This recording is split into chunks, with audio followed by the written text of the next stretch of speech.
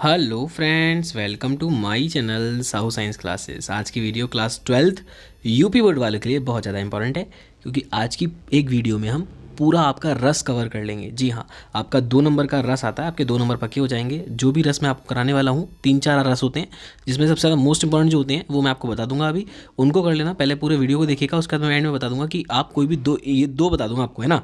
कोई भी 2 बता दूंगा रस, उनको कर जाना, बस आपका क्लियर हो जाएगा। ठीक है, तो देखिए आज वीडियो को स्टार्ट करते हैं बिना टाइम वेस्ट किए। अगर आपने अब तक हिंदी की हमारी प्लेलिस्ट नहीं देखी है, इसमें 40 से ज़्यादा वीडियोस हैं और आपकी हेल्प के लिए हैं, आप आराम से उसकी तैयारी कर सकते हैं उससे हिंदी की। ठीक है, तो वीडियो को स्टार्ट करते हैं बिना टाइम वेस्ट किए हुए।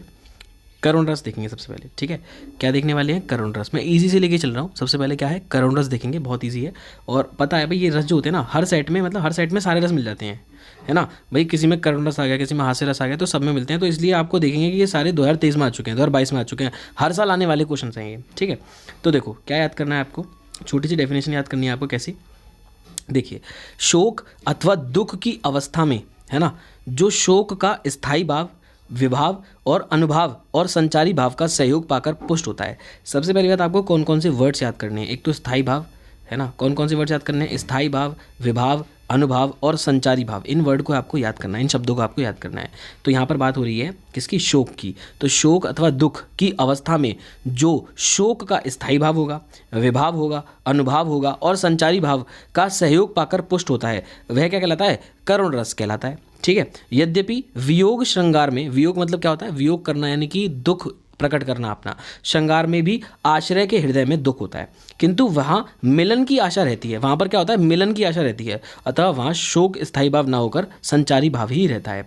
अतः करुण रस वियोग श्रृंगार से सर्वथा भिन्न होता है। ठीक है, तो देखो स्थायी भाव क्या था इसमें? स्थायी भाव था हमारा शोक। ठीक है, आलंबन क्या होता है? विनष्ट और ऐश्वर्य आदि। आश्रय क्या है? नायक और नायिका। उद्दीपन क्या है? शव, दाह और कर्म आदि। और संचारी भाव क्या है? ग्लानि, चिंता, स्मृति, विषाद, जड़ता, ये सब क्या है? संचारी भाव है। ठीक है, समझ में आई मेरी बात? इस तरीके से आपको याद करना है। उदाहरण दे देना है आपको ये वाला। इस करुणा ललित कलित हृदय में अब विकल रागनी बजती, और क्यों हाहाकार स्वरों में वेदना असीम गरजती। ठीक है, मोस्ट इंपॉर्टेंट है, इसको याद कर लीजिएगा आराम से आप, है ना। 2 नंबर आपके पक्के हो जाएंगे। आपको एग्जाम्पल लिखोगे आप उसके, और स्थायी भाव ये सब लिखोगे, तो आपके 2 नंबर पक्के हो जाएंगे। नेक्स्ट देखते हैं, मोस्ट इंपॉर्टेंट है और आपको आसानी से याद होने वाला है। क्या है? हास्य रस।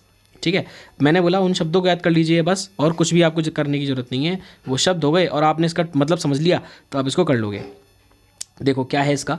विलक्षण आकृति, विकृत चेष्टाएं और वचन या कार्य देखकर हृदय में उत्पन्न हास नामक स्थायी भाव, विभाव, अनुभाव और संचारी भाव के संयोग से हास्य रस का रूप ग्रहण करता है। तो देखा आपने, पहले क्या था? पहले था शोक और दुख को देखकर, है ना। शोक और दुख को देखकर जो आपका स्थायी भाव, अनुभाव और संचारी भाव के सहयोग से हो रहा था, वो क्या था? करुण रस था। हास्य रस क्या हो जाएगा? विलक्षण आकृति, विकृत चेष्टाएं और वचन या कार्य देखकर हृदय में उत्पन्न हास नामक स्थायी भाव को कहते हैं विभाव।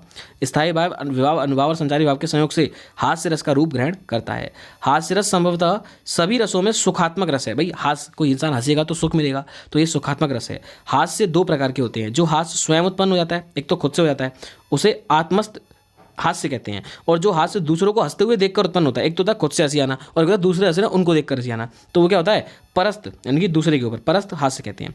हास्य की दशाएं हैं स्मित, हसित, विहसित, उपहसित, अपहसित, अतिहसित। तो देखो बहुत ईजी है, हसित हसित लगा देना है। हसित, विहसित, उपहसित, अपसहित, अपहसित और अतिहस। हास्य रस के स्थायी भाव आदि इस प्रकार हैं।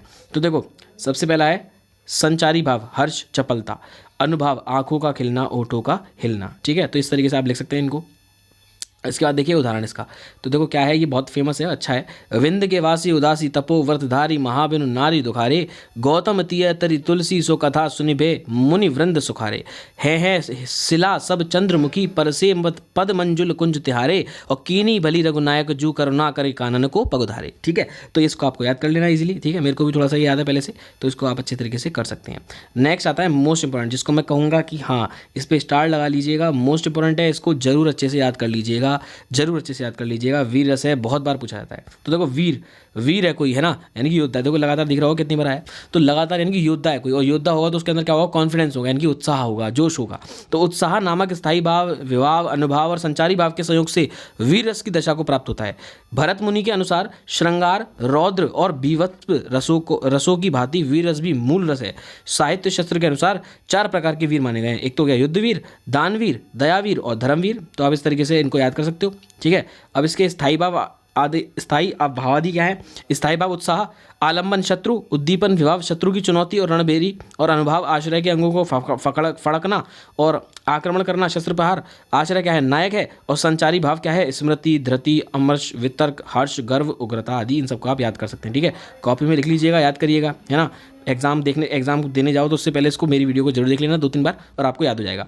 मंगल सगुन होई सब काहू, फरक ही सुखद विलोचन बाहू, भरत ही साहस समाज उछाहू, मिल ही राम मिट ही दुख दाहू। ठीक है, इस तरीके से इसको याद कर सकते हैं आप। धर्मवीर तुलसी जी की है। नेक्स्ट आता है शांतरस। मैं कहूँगा इसको आप कर सकते हैं, ये थोड़ा सा कम आता है लेकिन इसको कर सकते हैं।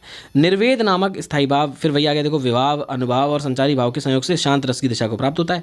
इसके स्थायी भाव आदि निम्नलिखित हैं। स्थायी भाव हो गया निर्वेद, ठीक है। आलंबन हो गया सृष्टि की निस्सारता, उद्दीपन हो गया वेदांत धर्मोपदेश, धार्मिक वातावरण शमशान, आश्रय संसार से विरक्त पुरुष, अनुभाव रोमांस, पुलक, तल्लीनता, धैर्य, स्मृति। संचारी भाव हो गया धृति, मति, हर्ष, स्मरण, वियोग आदि। उदाहरण देखेंगे,